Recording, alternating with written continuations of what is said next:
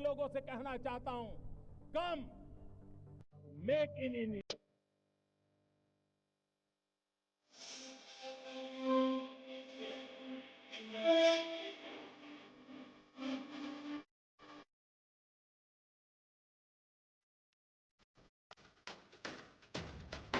Delhi NCR में भूकंप के जोरदार झटके महसूस किए गए हैं। मंगलवार दोपहर को 2.51 पर आए भूकंप के झटकों के बाद दहशत में लोग दफ्तर और घरों से बाहर निकल गए।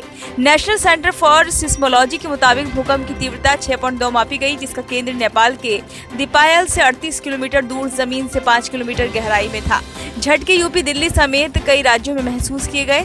इससे पहले दोपहर 2:25 पर भी भूकंप के झटके महसूस किए गए थे।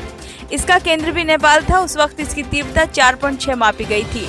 इसके झटके उत्तराखंड और यूपी के कुछ हिस्सों में महसूस किए गए थे। अचानक ही धरती कांपने से लोग दहशत में आ गए। श्रावस्ती में 2:51 पर भूकंप के झटके महसूस हुए हैं। 2 बार तेज झटके महसूस हुए। भूकंप की तीव्रता 4.6 रही। उत्तर भारत के कई राज्यों में भूकंप के झटके महसूस किए गए। दिल्ली के अलावा गाजियाबाद, नोएडा और फरीदाबाद में भी भूकंप के झटके महसूस किए गए।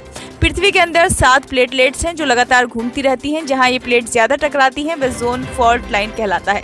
बार बार टकराने से प्लेट्स के कोने मुड़ते हैं। जब ज्यादा दबाव बनता है तो प्लेट्स टूटने लगती हैं। नीचे की ऊर्जा बाहर आने का रास्ता खोजती है और डिस्टरबेंस के बाद भूकंप आता है। भूकंप का केंद्र उस स्थान को कहते हैं जिसके ठीक नीचे प्लेटों में हलचल से भूवर्गीय ऊर्जा निकलती है। इस स्थान पर भूकंप का कंपन ज्यादा होता है। कंपन की आवृत्ति जो दूर होती जाती है, इसका प्रभाव कम होता जाता है। फिर भी यदि रिक्टर स्केल पर 7 या इससे अधिक की तीव्रता वाला भूकंप है तो आसपास के 40 किलोमीटर के दायरे में झटका तेज होता है।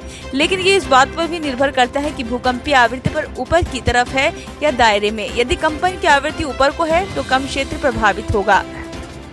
भूकंप की जांच रिक्टर स्केल से होती है। इसे रिक्टर मैग्नीट्यूड टेस्ट स्केल कहा जाता है। रिक्टर स्केल पर भूकंप को 1 से 9 तक के आधार पर मापा जाता है।